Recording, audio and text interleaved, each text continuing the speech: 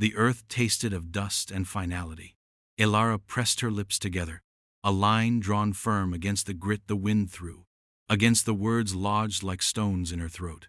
Thomas was gone. Laid in the thin soil before the sun had properly breached the bruised horizon, that sky the color of old ash, a mirror to the cinders in her own chest. Each spadeful of dirt she'd helped cast had been a punctuation mark. An end, an end, an end. The sound of it, a dull thud, echoed the hollow beat within her. She straightened, her back a stiff plank against the morning's chill, the shovel heavy in her calloused hands. No tears. Tears were a currency she hadn't hoarded, hadn't earned the right to spend on this particular ledger. The two old men from town, Silas and John, who'd helped with the digging, their faces grim maps of sympathy she couldn't navigate, they'd mumbled condolences, shook their heads, drifted away like tumbleweeds, leaving her alone with the fresh mound and the vast uncaring silence of the prairie. The farmhouse, a hunched silhouette in the distance, seemed to shrink under the oppressive sky, crumbling, like everything else, her marriage, her hopes. Now, the very roof over her head. Winter was a hungry wolf, already sniffing at the door, and the house was little more than bone and brittle skin. She walked back, each step a small rebellion against the urge to sink into the earth beside him. The air was thin, carrying the scent of dry grass, and something older, something like decay. The cattle were long dead, dust choking their lungs months ago. The well, nearly dry. And the bank, Mr. Henderson, with his too soft voice and too hard eyes, wanted the deed, wanted the land that had drunk Thomas's sweat and now, his body, survival. The word was a rasp in her mind. How? The question hung unanswered, as vast and empty as the sky. Inside, the house was cold, colder than the grave. Thomas's pipe lay on the mantel, the bowl cold, the scent long faded. His boots by the door, caked with the same unforgiving dust that now covered him. She touched nothing. To touch was to acknowledge, to feel, and feeling was a luxury. She moved through the small rooms, a ghost in her own home. The quiet was a presence, thick and suffocating. It had always been quiet with Thomas, a silence of unspoken things, of distances unbridged. This new quiet was different, sharper. It held the edge of finality. She made coffee, the ritual, a small anchor in the drifting hours. The water, drawn sparingly from the well, tasted of minerals and desperation. She sat at the table, the cup warming her hands but not the chill deep within. The sun climbed, a pale disk in the ashen sky, casting long, skeletal shadows. The day stretched, a barren landscape of minutes. No plan formed. No path revealed itself. Only the gnawing awareness of the leaking roof, the depleted stores, the wolf of winter. She thought of packing, leaving. But where? To what? This land, however cruel, was all that was left. It held the bones of her life, joyless as much of it had been. As evening bled across the sky, painting it in hues of bruised purple and fading orange, a new kind of weariness settled over her. Not just the grief of the morning, but the ancient weariness of a life lived on the edge. She stood by the window, watching the light fail, the shadows deepen and merge. The wind picked up, whispering through the cracks in the walls, a mournful song, and then a shape, a figure walking, unhurried, coming from the west, where the last light bled from the world. The man emerged from the deepening twilight like a rumor made flesh, tall, but stooped with an exhaustion that went bone deep. His coat, dark and heavy, was torn at the shoulder, a flap of fabric lifting with each gust of wind, revealing nothing but more shadow beneath. He moved slowly, with a measured, painful gait, as if each step was a negotiation with gravity. Ilara watched from the dim interior of the farmhouse, her hand instinctively going to the worn latch of the door, not in fear, not yet. More a primal caution, the instinct of any solitary creature sensing an unknown presence in its territory. He stopped at the dilapidated fence line, his head bowed for a moment, as if gathering strength or paying some silent due. Then he pushed open the broken gate, the rusted hinges groaning a complaint that echoed the creak in her own joints. He didn't look towards the house, not directly. His gaze seemed fixed on some point beyond it, or perhaps within himself. As he drew closer, the faint light from her single window caught the side of his face. A dark stain bloomed on his jaw, a split that looked fresh, angry. More blood, darker still, seeped from somewhere beneath the collar of his coat, staining the already grimy fabric. He carried nothing but the clothes on his back and the air of a man who had walked out of a fire, leaving everything else to burn. Ilara's breath caught. This was not a neighbor, not a traveler seeking directions. This was trouble, packaged in human form. Yet, she did not bolt the door. She did not call out. There was a stillness about him, a profound weariness that seemed to absorb the wind's mournful cry. He reached the porch steps, hesitated, then slowly, laboriously, sat on the lowest one, his back to the door. His head sank into his hands. A tremor ran through his broad shoulders. She could hear his breathing, ragged and shallow. The silence stretched, broken only by the wind and his labored breaths. She expected him to knock, to ask for water, for shelter. He did neither. He simply sat, a dark, wounded shape on her doorstep as night consumed the prairie. The minutes crawled. What did one do with a bleeding stranger at sundown on the day one buried one's husband? The rules of ordinary life felt distant, irrelevant. Her heart, a cold knot hours before, began to beat with a strange, uneven rhythm. A flicker of something akin to empathy, or perhaps just a recognition of shared suffering, stirred within her. He was broken. The world had broken him, just as it was breaking her. She found herself moving, her stockinged feet silent on the worn floorboards. She unlatched the door, the click loud in the immense quiet. He didn't flinch, didn't look up. She opened it a crack. "You're bleeding," she said. Her voice was rusty, unused. The words felt foreign on her tongue. He raised his head slowly. In the gloom, his eyes were shadowed hollows, but they met hers.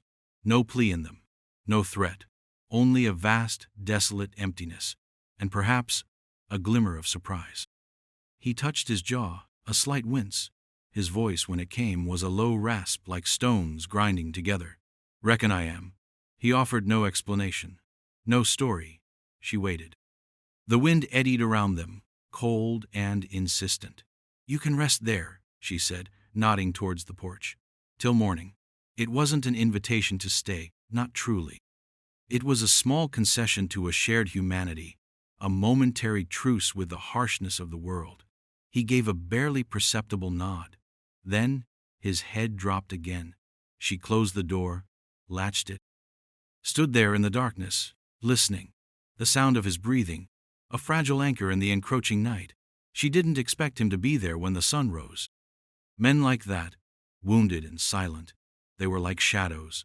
They came with the dark and vanished with the light. She banked the fire, the embers glowing like distant dying stars. Sleep, she knew, would be a reluctant visitor. The image of the stranger on her porch, bleeding under a sky that had already witnessed too much of her sorrow, lingered. A new thread, dark and uncertain, woven into the tapestry of her desolation. The first light, pale and hesitant, crept through the grimy window pane, painting streaks across the dusty floor. Ilara had not slept, not truly. She had drifted in a shallow sea of unease, the stranger's presence on her porch a constant, silent hum beneath the surface of her thoughts. She rose, the cold seeping into her bones, and moved to the window, expecting the porch to be empty, the man gone like a wisp of smoke. But he was there. Not on the step where she had left him, slumped in exhaustion. He was on her roof. The sight struck her with a peculiar force, a mixture of disbelief and a strange, unidentifiable emotion. He moved with a slow, deliberate care, his tall frame silhouetted against the dawning sky, which today was less ash, more a bruised lavender. One of the rotten timbers near the chimney, a section that had threatened collapse with every strong wind, was being pried loose. He had a hammer, tucked into the waistband of his trousers, and a small rough sack beside him from which he drew nails, glinting like silverfish in the weak light. Where had he gotten them? The hammer? These were not questions she could answer. He worked with a focused intensity, each movement economical, precise, despite the stiffness that still clung to him. The torn coat was gone, revealing a patched, threadbare shirt that did little to conceal the lean, hard muscle beneath, or the darker stain of an older, perhaps deeper wound on his side, now crudely bound with a strip of what looked like his own shirt. His jaw, in the clearer light, was swollen, the cut a harsh purple line. He hadn't spoken, hadn't asked. He was simply there, mending what was broken. The sound began then, a rhythmic counterpoint to the prairie wind, the sharp, decisive thud of the hammer driving nails into wood. Thud, thud, thud. Each strike seemed to vibrate through the fragile structure of the house, through the very air she breathed. Elara watched, motionless. Suspicion warred with a grudging, "What?" Not gratitude, not yet. It was too soon for that. But a kind of stark acknowledgement. The roof needed mending, desperately. She had no means, no strength, no will to do it herself. And here, a wounded stranger, a man who owed her nothing, was undertaking the task. Why? The question echoed with the hammer blows. Was it a payment for the brief shelter of her porch? A penance for sins she could only guess at? Or simply the act of a man who knew how to fix things, and seeing something broken, felt compelled to mend it? She thought of Thomas. Thomas, who had let the house crumble around them, his silences as corrosive as the slow decay of the wood. He had seen the leaks, heard the wind whistle through the gaps, but his hands had remained idle, his gaze fixed on some distant, unreachable horizon of his own making. The stranger paused, wiped sweat from his brow with the back of a hand, leaving a smudge of grime. He surveyed his work, then selected another board from a small pile she hadn't noticed before, salvaged perhaps from the collapsed section of the old barn. He didn't look down, didn't acknowledge her presence at the window. He simply worked. The sun climbed higher, burning off the morning mist. The rhythmic hammering continued, a steady pulse in the vast emptiness. It was a sound of construction, of repair, a sound alien to this place for too long. Elara found herself making coffee, her movements less burdened than the day before. The aroma filled the small kitchen, a small, ordinary comfort in an extraordinary situation. She poured a second cup, hesitated, then opened the door and placed it on the porch railing, along with a piece of stale bread. She didn't call out. She merely left it there, a silent offering. When she looked again, minutes later, the cup was gone. The stranger worked on, the hammer rising and falling, each blow a statement against the ruin, a statement she was slowly beginning to hear. The rhythmic cadence of the stranger's hammer became the metronome of Elara's days. Each thud, each screech of a nail finding purchase in old wood, was a disruption to the stagnant quiet that had long defined her existence. It was a sound that, paradoxically, allowed other, quieter sounds to surface from within her, the rustle of memories long packed away in the attic of her heart. As he worked, high above, a solitary figure against the vast canvas of the prairie sky, Elara found herself revisiting the landscape of her marriage to Thomas. It wasn't a deliberate excavation, more like shards of glass working their way to the surface of the skin.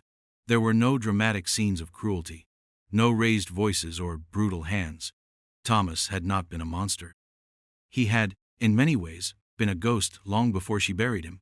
She remembered dinners eaten in silence, the clink of cutlery, the only conversation. His eyes, often distant, fixed on the fields outside, or perhaps on a life he wished he'd had, a life that didn't include her. She saw herself, younger, a bride full of carefully tended hopes, placing a bowl of wildflowers on the table, only to see them wilt, unnoticed, over days. The flowers, like her hopes, had craved a sliver of light, a moment of acknowledgement. They received neither. There was the memory of a harsh winter, much like the one approaching. She'd been ill, a fever that left her weak and shivering. Thomas had brought her water, had kept the fire stoked. He had performed the duties of a husband. But his touch, when it came, was perfunctory. his concern a distant echo. There had been no tenderness, no soft words to bridge the chasm of her illness. She had recovered alone, in a bed shared yet profoundly empty. The silence in their home hadn't always been empty. Sometimes it had been heavy, freighted with unspoken resentments, with the slow, grinding erosion of affection. He, for his part, had wanted a son to work the land, a lineage to carry his name. She had given him only silence from her womb, another failure in a long list she felt he compiled against her. He never spoke of it, not directly. But his disappointment was a chill that permeated every corner of the house, more biting than any winter wind. The stranger's labor was a stark contrast. His actions were tangible, visible. Each mended board, each secured shingle, was a testament to effort, to a will to repair. Thomas had let things fall apart, not just the house, but the fragile edifice of their connection. The stranger, with his own visible wounds, his own unspoken past, was inexplicably piecing together the physical shelter of her life, and in doing so he was forcing her to examine the ruins within. Her grief, she was beginning to realize, was not solely for Thomas, or rather, it was for a different Thomas, the man he might have been, the husband she had dreamed of, the life they had never built. The grief was for the wasted years, for the love that had withered on the vine, untasted. It was a grief for herself, for the woman who had slowly faded, year by silent year, until she was almost as much a ghost as he. The stranger never spoke of his past, never asked of hers. His silence was a different kind, not the suffocating blanket of Thomas's, but a vast, open space, a mirror. In it, she saw her own solitude reflected, but also, strangely, her own resilience. She had endured. She was still here. The hammer blows continued, a steady, relentless rhythm, each one chipping away at the carefully constructed walls around her heart, letting in slivers of painful, necessary light. The truth of her marriage wasn't a sudden, dramatic revelation, but a slow, dawning awareness, as gradual and persistent as the prairie wind. It wasn't abuse, it was a quiet suffocation. A death by 1,000 unsaid words, 1,000 absent gestures, and the stranger, by fixing her roof, was in some unfathomable way teaching her how to breathe again. The prairie was a small world, and secrets, like tumbleweeds, traveled fast on its winds. News of the stranger on Ilara's roof, the silent man with the split jaw and the knowing hands, spread through the nearby cluster of weathered homesteads and the single dusty street that constituted the town of Redemption. Redemption. The name felt like a bitter irony to Ilara these days. What redemption was there for a woman who had buried a husband she hadn't truly loved, only to find a wounded enigma mending her home? The town, however, saw it differently. Their whispers reached her, carried by the concerned, sometimes sharp tones of Martha Henderson, the bank manager's wife, who made it her business to deliver necessities and judgments in equal measure. "Ilara, dear," Martha had said, her voice a tight coil of disapproval, her eyes darting towards the rhythmic hammering from above. "People are talking. A strange man, alone with you, so soon after Thomas." The implication hung heavy in the air, thick and cloying as summer dust. Shame, sin, scandal. Those were the words unspoken but clearly understood. Old Man Hemlock, who ran the general store and considered himself the town's moral compass, had merely grunted when Ilara went for meager supplies, his gaze lingering on her with a new, unsettling weight.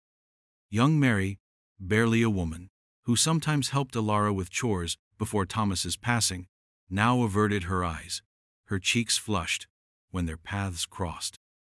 Ilara felt their scrutiny like a physical pressure, a tightening band around her chest. She was an outsider again, but in a new, more damning way. Before, she was just Thomas's quiet, barren wife. Now, she was the widow with the mysterious man. The judgment was swift, unmerciful, rooted in fear of the unknown, in the rigid codes of a community clinging to order in a harsh land. They saw a threat, a disruption to the fragile social fabric. They saw a woman flouting convention, perhaps decency. They did not see the gaping holes in her roof, the chill wind that whistled through her nights, the quiet desperation that had been her constant companion. They did not see the slow, painful mending that was happening, not just to the shingles, but to something deep within her. The stranger remained oblivious, or perhaps indifferent, to the town's brewing storm. He continued his work, methodical and relentless. Sunup to sundown. The northern slope was nearly done, the new and salvaged boards a patchwork quilt against the weathered gray of the old. His silence persisted. He asked for nothing, expected nothing beyond the scraps of food she left for him on the porch. Bread, sometimes a portion of her own meager stew, coffee. He ate, he worked, he rested on the porch at night, a dark, coiled shape against the house. Alara found a strange solace in his unwavering routine. It was a pocket of predictability in a world that had proven itself utterly unpredictable. Her defiance, if it could be called that, was quiet. She did not engage with the whispers. She did not defend herself or the stranger. She simply endured their judgment, as she had endured so much else. What did their opinions matter? Weighed against the creeping cold, the threat of dispossession. The roof was being fixed. That was a tangible good, a shield against the coming winter. And perhaps, in some small, unacknowledged corner of her heart, his presence was a shield against a different kind of cold, the profound loneliness she was only now beginning to fully comprehend. The tension, however, was a living thing. She felt it in the tightened jaws of the townsfolk, in the way their eyes followed the stranger when he climbed down, weary and dust-covered. At dusk, it was in the unnatural stillness that sometimes fell over the prairie, as if the land itself was holding its breath, waiting. Waiting for what? She didn't know. But the air was charged, like before a summer storm, and the rhythmic hammering on her roof felt less like a sound of repair and more like the ticking of a clock, counting down. Days bled into a week, then nearly 2. The stranger's routine became a familiar rhythm in Alara's solitary existence. Dawn would find him already stirring, sometimes just sitting on the porch edge watching the pale light spill over the horizon, his face unreadable. Then, the climb to the roof, the careful assessment, the first thud of the hammer. He moved with an economy born of strength and perhaps pain. The wound on his side, she noticed, seemed to be healing, though he still favored it, especially when reaching or twisting. The gash on his jaw had scabbed over, a dark, angry scar that would likely remain. He never spoke of his injuries, never acknowledged them. They were simply part of him, like the ingrained dirt on his hands or the haunted look that sometimes flickered in his eyes when he thought himself unobserved. Alara continued to leave food for him. A bowl of thin rabbit stew one evening, the meat a rare bounty from a trap she'd set. She'd left it with a piece of cornbread on the porch, then retreated inside, not wanting to intrude on his solitude, or perhaps her own.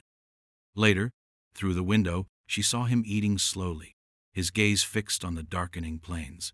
He ate every last scrap, then carefully placed the empty bowl and tin cup by the door. No words. No thanks needed, none offered.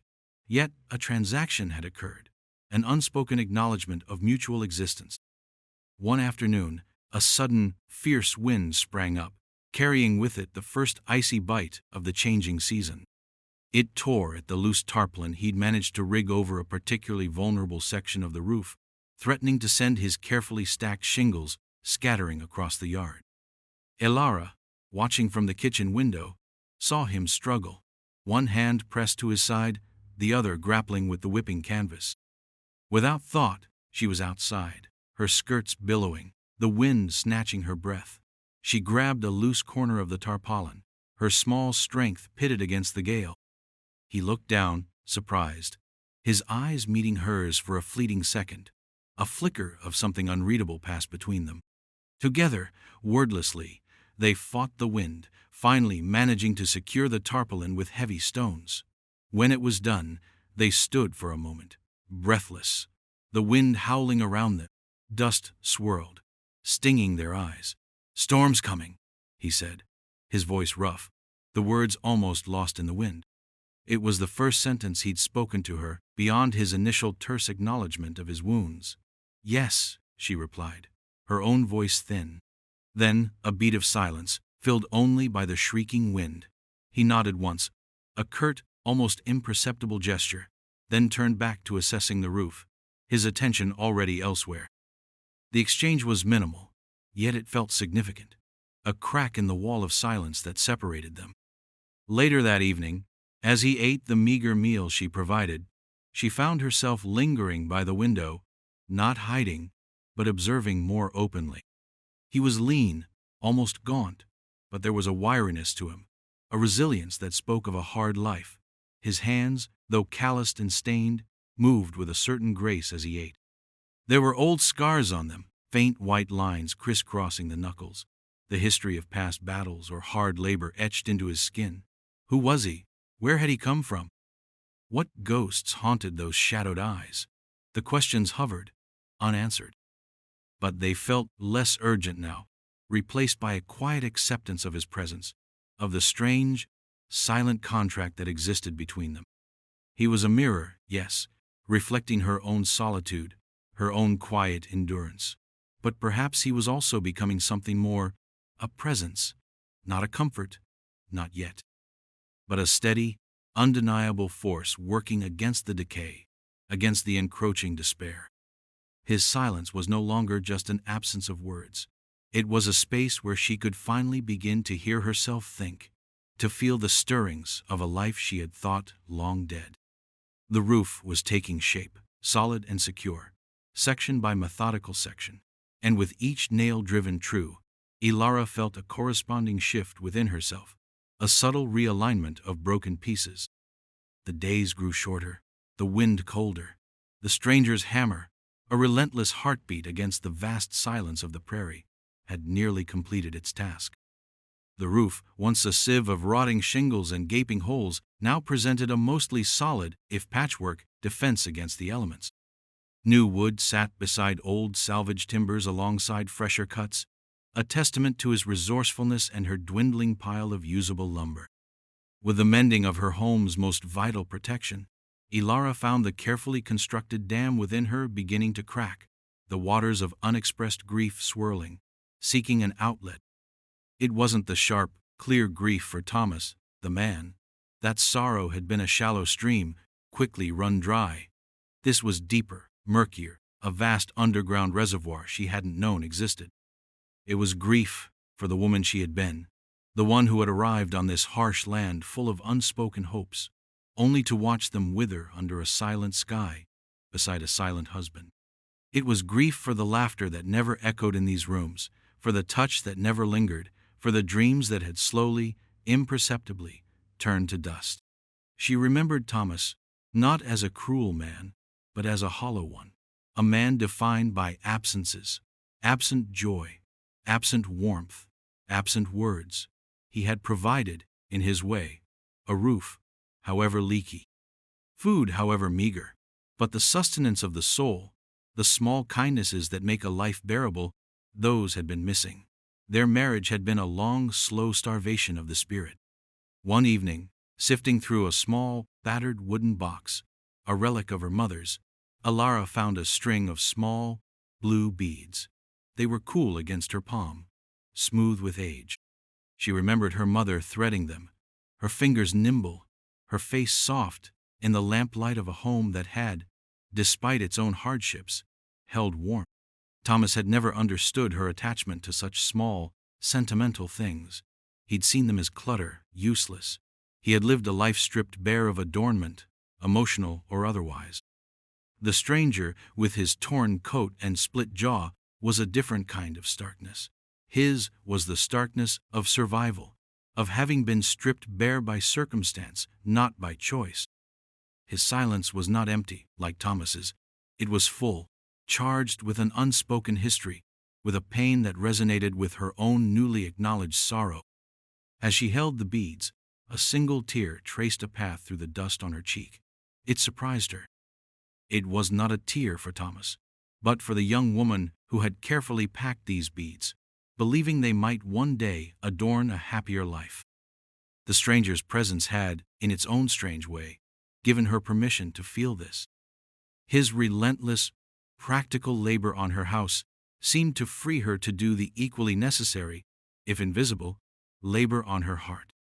He asked nothing of her emotionally, made no demands, and in that vacuum, her own emotions finally had space to breathe, to take shape.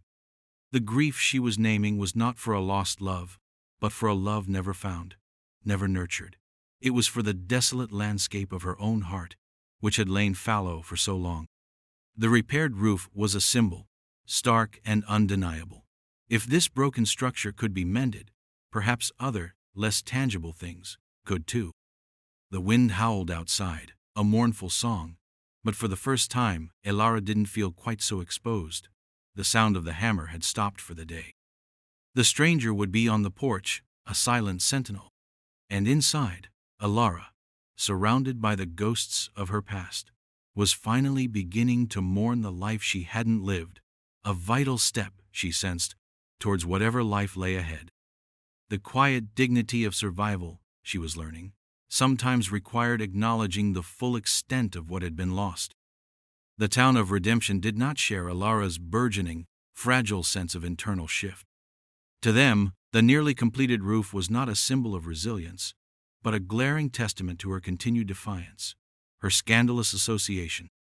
The whispers had solidified into a low, rumbling murmur of disapproval, a precursor to a storm more dangerous than any prairie squall. Martha Henderson had stopped her visits altogether, her silence a judgment more potent than her earlier pronouncements. Supplies from Hemlock's store were now procured with a curt exchange of coin and goods, his eyes cold, his lips a thin, hard line. Even the children, who once might have offered a shy wave, now seemed to hurry past her gate, their parents' anxieties reflected in their averted faces. Elara felt the isolation keenly. It was a different solitude than the one she had known with Thomas, or the one she had embraced after his death. This was an imposed solitude, a banishment. She was being ostracized, not for any crime, but for an association, for daring to accept help from an outsider, a man whose unexplained wounds and stoic silence pricked at their fear of the unknown. One late afternoon, as the sun bled a fiery orange across the horizon, casting long, distorted shadows, a lone rider approached. It was Jebediah Thorne, a stern-faced rancher who considered himself a pillar of the small community, his word often carrying the weight of law. He didn't dismount, just sat his horse at her fence line, his expression grim. The stranger was on the roof, securing the last few shingles near the chimney, his movements economical in the fading light. Thorne's gaze flicked upwards, then back to Elara, who stood on the porch, her arms crossed, a familiar weariness settling upon her. Elara, Thorne's voice was hard, devoid of any preamble or kindness. This arrangement, it has to end.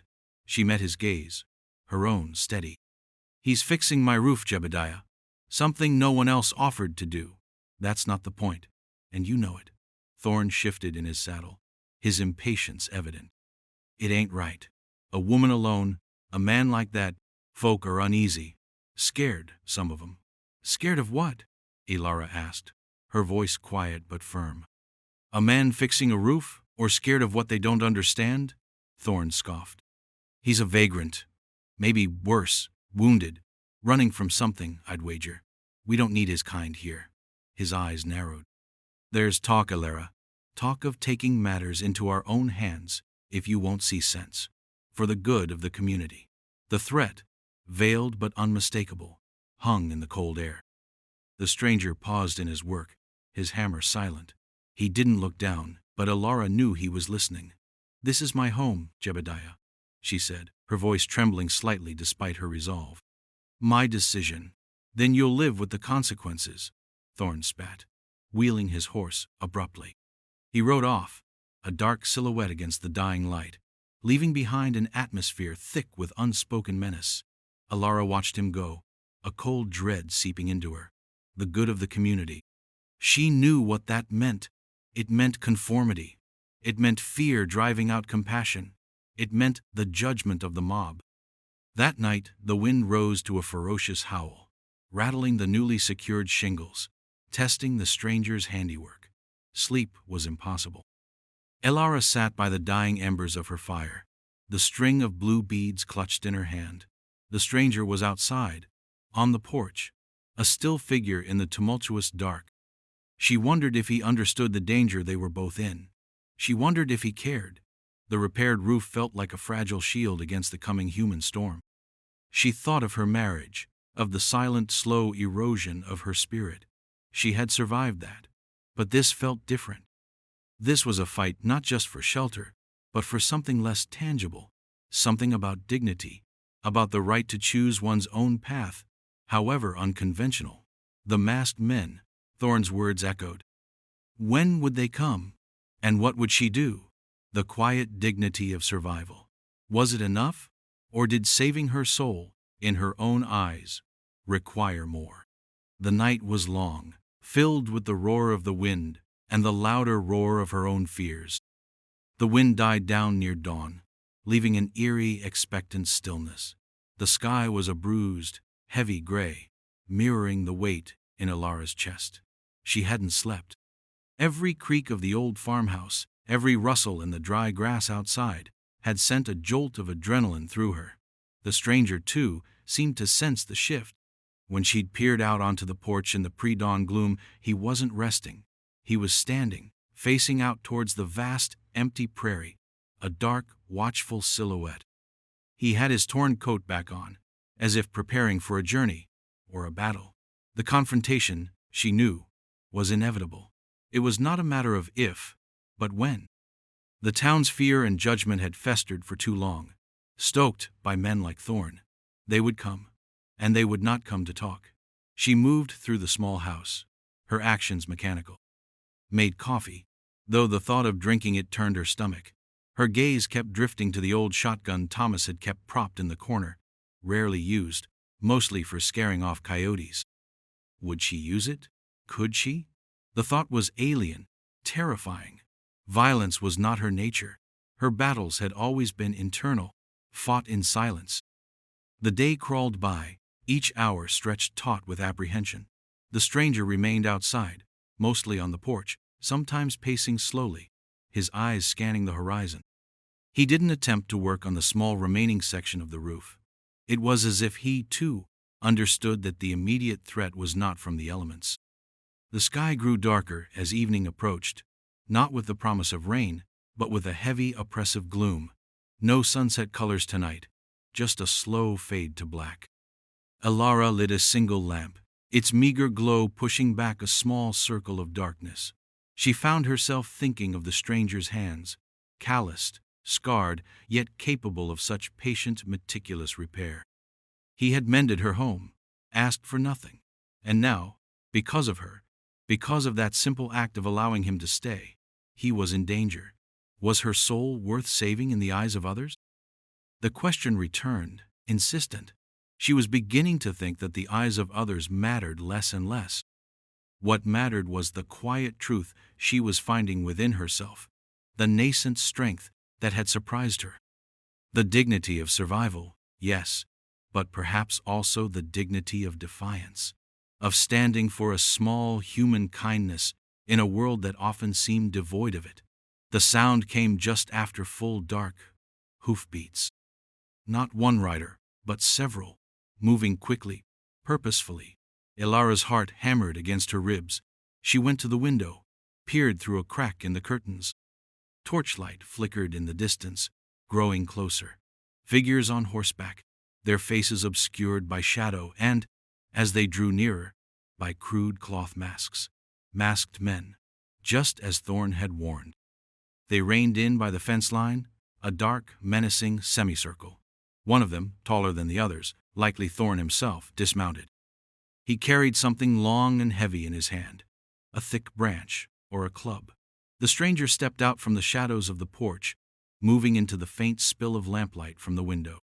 He stood, unarmed, his hands loose at his sides, facing them. He didn't speak. His stillness was a challenge in itself. "We warned you, woman." Thorne's voice, muffled by the mask, boomed across the yard. "He ain't welcome here. Time for him to go, or be made to go." Alara's hand tightened on the door latch. Fear was a cold knot in her stomach, but something else was rising too, a slow, hot anger. This was her home. This was her decision. She opened the door and stepped out onto the porch, positioning herself slightly in front of the stranger. Her small figure seemed terribly fragile against the backdrop of the night and the menacing figures. "Leave him be," she said, her voice surprisingly steady, carrying clearly in the tense silence. "He's done no harm." Thorn laughed, a harsh, ugly sound. "No harm? Harboring a vagrant? A runaway, most like? That's harm to this community, Elara. We protect our own." "He protected this house," she countered, her gaze unwavering, "when no one else would." Another man on horseback jeered. "She's sweet on him, Thorn. The grieving widow ain't grieving so hard." Elara flinched but held her ground. The stranger remained silent, his eyes fixed on Thorn. It was then she had to choose. Let them take him, drag him away, mete out their brutal justice. Return to her solitude, her roof mended but her spirit compromised? Or stand. For what? For a man she barely knew? For a principle? For herself? She took a small step forward. "If you want him," she said, her voice low but clear, "you'll have to come through me." The air crackled. Thorn took a step towards the porch, raising his club slightly. This was it. The moment of truth. The quiet dignity of survival was no longer enough.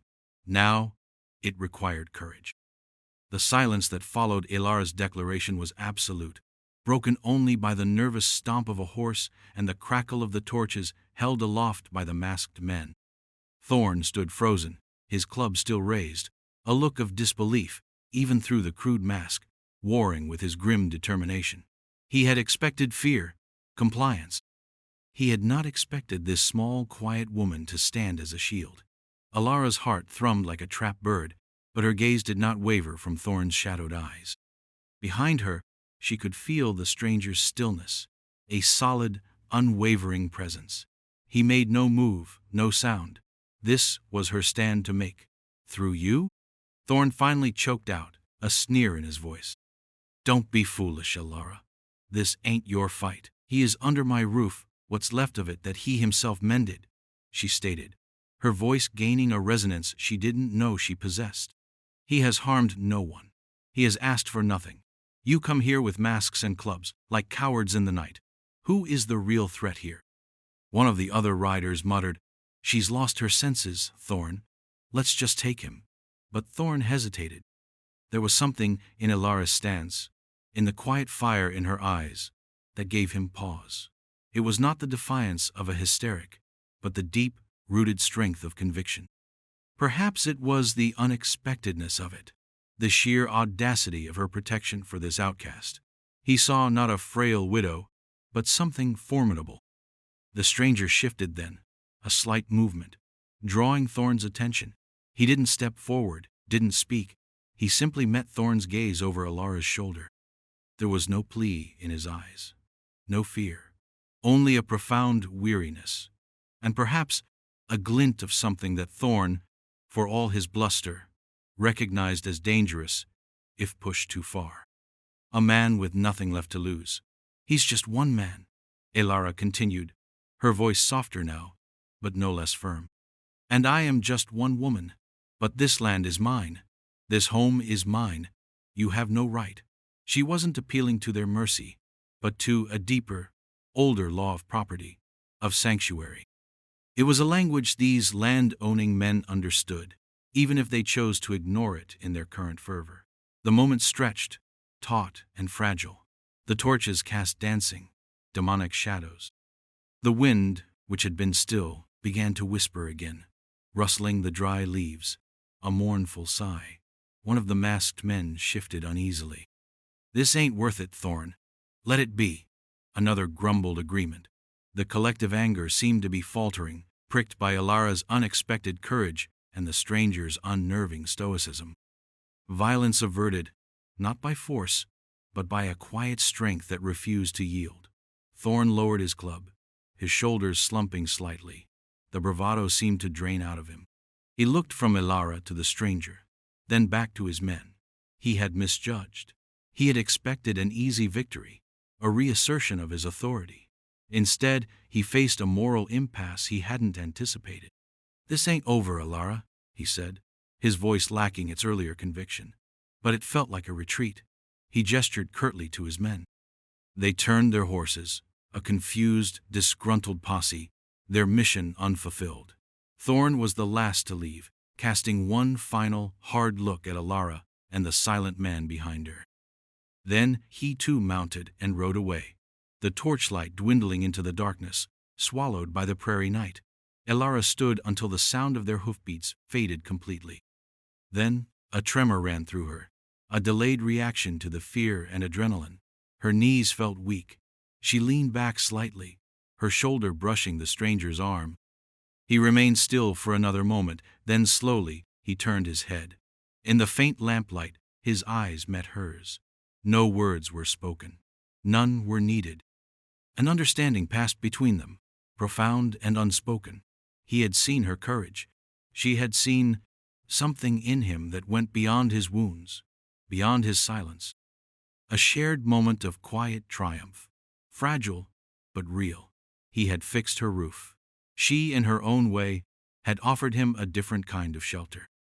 The prairie dawn broke clear and cold, the sky washed clean of the previous night's oppressive gloom.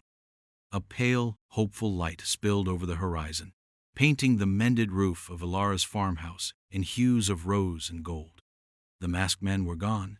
Their threats faded with the darkness, leaving behind an unnerving quiet, but also a sense of space, of possibility. Alara rose early, her body aching with a weariness that was more than physical. The confrontation had taken its toll, but beneath the fatigue, there was a new sense of clarity, a quiet strength she hadn't known she possessed. She had faced down the town's judgment, stood her ground, and in doing so, had claimed a part of herself she had long kept hidden. The stranger was already outside. Not on the porch, but standing by the dilapidated fence line, gazing out at the awakening land. His torn coat was still on. He had the small, rough sack that had held his nails slung over his shoulder. Ilara's heart gave a small, painful lurch. He was leaving. She knew it with a certainty that required no words. His work was done. The roof was mended. The immediate danger had passed. He had been a catalyst, a mirror, a silent force of repair. He had never intended to stay. She walked out to him, her bare feet cold on the dew-damp earth. The air was crisp, carrying the scent of distant wood smoke and damp soil. He turned as she approached, his expression unreadable in the soft morning light. His jaw, now a faded scar, looked less harsh.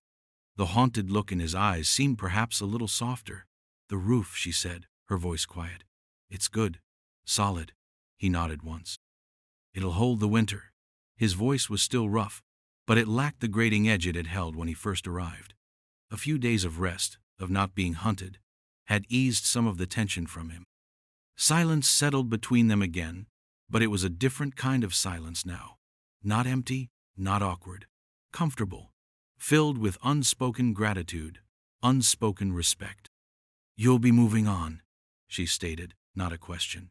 He nodded again, his gaze drifting back to the horizon. Path to clear. A simple statement, yet it hinted at a long road, a journey without a clear destination. She wanted to ask, "Where will you go? What will you do? Who are you?" But the questions died on her lips. He was a man of silences, of actions. His past was his own, his future unwritten. To ask would be to intrude, to break the fragile, unspoken understanding that had grown between them. Instead, she said, "Thank you." The words were simple, yet they carried the weight of all he had done, all that had shifted within her because of his presence. He met her eyes then, a long, steady look. For a moment, she thought he might speak, might offer some word of farewell. But he only gave another slight nod, a gesture that acknowledged her thanks, her courage, perhaps the strange, brief intersection of their solitary lives. Then he turned and pushed open the broken gate. He walked away, not looking back, his tall figure receding into the vastness of the prairie, towards the rising sun. Alara watched him go until he was just a speck in the distance, then gone altogether, swallowed by the light. She stood there for a long time, the cool morning air on her face. The house behind her felt different. Solid. Secure. Not just the roof, but something in its very foundations. Her home. Her life. The bank still wanted the deed. Winter was still coming. The town would still whisper. But something fundamental had changed within her. She was no longer just Thomas's widow, no longer just a solitary woman adrift. She had found a strength she hadn't known, a voice she hadn't used. The stranger had fixed her roof, one board at a time. And in doing so, he had shown her that broken things could be mended, that even in the deepest desolation, hope could, like a stubborn weed, find a way to grow. She turned back to the house. There was coffee to make, wood to chop, a life to reclaim. The path ahead was uncertain, but for the first time in a long time, Alara felt a quiet, steady resolve. She was ready to face it. Perhaps you, too, have known a silence that needed breaking, a wound that needed tending, a roof that leaked against the storms of your own life. Remember then, that sometimes help arrives in the most unexpected forms, and courage can be found in the quietest of hearts, waiting only for the dawn.